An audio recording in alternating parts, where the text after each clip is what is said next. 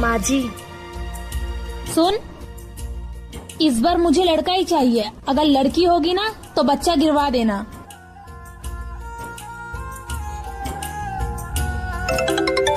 सुन, ये तेरा फोन बज रहा है। किसका फोन है? माँ जी, डॉक्टर है। फोन उठा और स्पीकर पे रख। हेलो, मैं डॉक्टर पूनम बोल रही हूँ। बधाई हो कृति जी, आपके घर एक बेबी नहीं दो बेबी आने वाले। एक बेबी गर्ल, एक बेबी बॉय। सो कृति जी, आप अपना बहुत अच्छे तरीके से ख्याल रखिएगा। बहू, तू अपना बहुत अच्छे से ख्याल रखना। खाने पीने में कोई कसर मत छोड़ना। मैं अभी फोन करके तेरे लिए काजू बादाम मंगवा देती हूँ।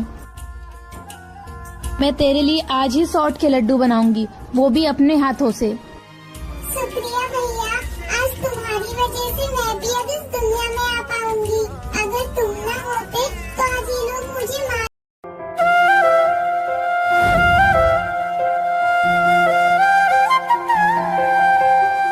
बहू, ये तू क्या कर रही है?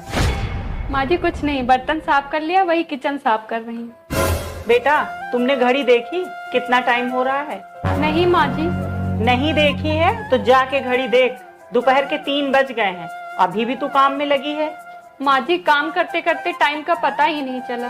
बेटा, तू सुबह की उठी है, सुबह से काम में लगी है, थोड़ा अपनी सेहत का भी ध्यान दे लिया कर। जी माँ जी। क्या जी माँ जी? छोड़िए पोछा, जा अपने रूम में जाके आराम कर। ठीक है माँ जी। दोस्तों, क्या आपकी भी सास ऐसी? बहू यहाँ आओ। हाँ जी माँ जी। बहू, ये किचन में नए बर्तन तूने निकाले हैं? हाँ, कल वो मेरा भाई आया था ना, तो मैंने उसके लिए निकाला था। तो वॉशिंग मशीन भी तूने ही चलाया होगा? हाँ माँ जी, सारे कपड़े धुलने थे ना, इसलिए चलाया था। तो बहू, वॉशिंग मशीन तुम्हें इतना ही चलाने का शौक था तो अपने दहेज में ले आई होती। दहेज में तो कुछ भी नहीं लेकर आई। माँ जी, घर में एक मशीन है ही तो और वॉशिंग मशीन लाने की क्या जरूरत थी? और घर में हम 4 ही लोग तो रहते हैं। मम्मी जी, घर के सारे कपड़े एक साथ ही धुल जाते हैं, तो और वॉशिंग मशीन लाके घर के लॉन्ड्री बनाना है। बहू, जबान संभाल के बात कर, ये मत भूल के सास हूँ मैं तेरी। हाँ माँ जी, तो मैं भी आपकी बहू हूँ।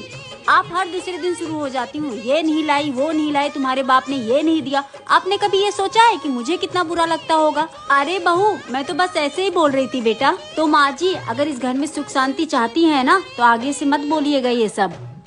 ठीक है बहू, ठीक है। क्या मैंने अपनी सास को सही जवाब दिया? कमेंट बॉक्स में जरूर बताएं।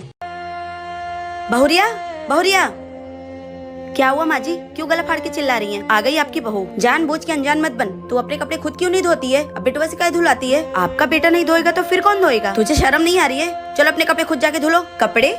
My foot. इस घर की बहू हो तुम, और तुम्हारा फर्ज खुद बनता है कि सारा काम तुम खुद करो। ऐसे छोटे काम करने की मुझे आदत नहीं है, तो आदत डाल ले बहुरिया। जो घर गृहस्थी के काम तुमने अपने माता पिता के घर पे नहीं किए, वो तुम्हें ससुराल में करना पड़ेगा। आप किस हक से मुझे ये हुक्म दे रही हैं कि मैं घर का सारा काम करूंगी? तुम्हारी जैसी औरतों को गलत काम करने से रोकने के लिए, अपने बेटे की माँ होने के हक से, तुम्हारी जैसी बहुओं को गलत बुरे का ज्ञान कराने के लिए एक सास होने के अधिकार से।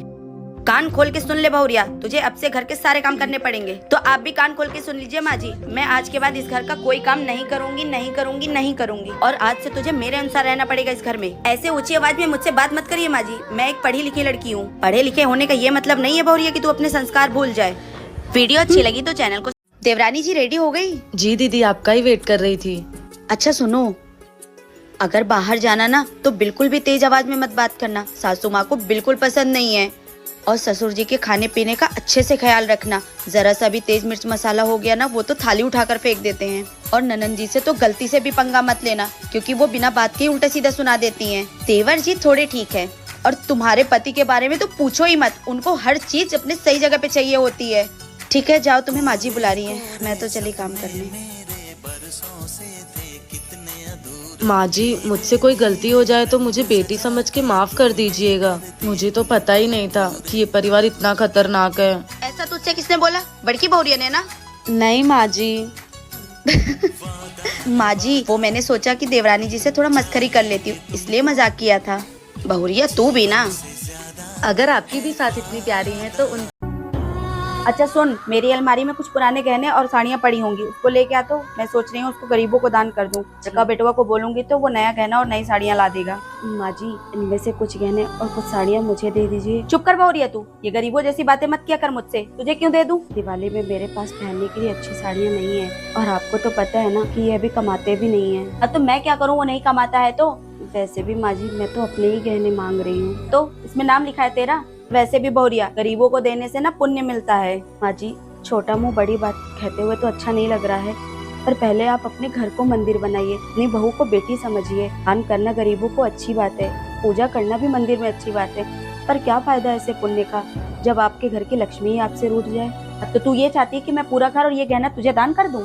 नहीं नहीं माँ जी, ऐसा तो मैंने नहीं कहा। चुपचाप यहाँ से चली जा, वरना मैं तुम दोनों को धक्के मार के घर से बाहर निकाल दूंगी। वैसे भी वो मेरा सौतेला बेटा है। जी माँ जी। बहू इधर आ, मर गई क्या? जी माँ जी। बहू कल मेरी बहन के बेटी की शादी है, उसके शादी में तू ये साड़ी पहन के जाना। ये ले। लेकिन माँ जी ये तो बहुत हैवी है। हाँ हाँ मुझे पता है, कभी देखी अपने मैके में इतनी महंगी साड़ी? माँ जी इसमें तो बहुत गर्मी लगेगी, मैं इसको कैसे पहनूंगी? मुझसे ज्यादा जबान लड़ाने की जरूरत नहीं है, कल रेडी हो जाना। चल जा यहाँ से। बहू। जी माँ जी। मैंने जो साड़ी दिया है ना, वो साड़ी फिर गहने भी पहन लेना। लेकिन माँ जी ये गहने तो बहुत भारी है। भारी तो होगा ही ना, औकात से बाहर है जो तेरी। 100 रुपए की साड़ी में और 2000 की साड़ी में फर्क होता है। तेरे माँ बाप के दिए कपड़े में और मेरे कपड़े में जमीन और आसमान का फर्क है। ज्यादा जबान मत लड़ा, ये पहन कर आ जाना। ठीक है। बहू कल मेरी बेटी की नंद की सगाई है, तुझे यही साड़ी पहन के चलना है उसके ससुराल। माँ जी मेरे पास तो बहुत सारी साड़ियाँ है ना, मैं उनमें से कोई पहन लूंगी ना। पर माँ जी ये साड़ी बहुत भारी है, ये मैं नहीं संभाल पाऊंगी। मैं एक काम करती हूँ, मेरे पास जो साड़ी है मैं वही पहन लेती हूँ, इसे आप रख लीजिए। हाँ मुझे पता है कि तेरे पास 200 रुपए वाली बहुत सारी साड़ियाँ हैं, लेकिन तू वो सब नहीं पहन कर जाएगी। जितना बोल रही हूँ उतना सुन, यही साड़ी पहन कर जाएगी हमारे साथ। बहू तू क्या चाहती है?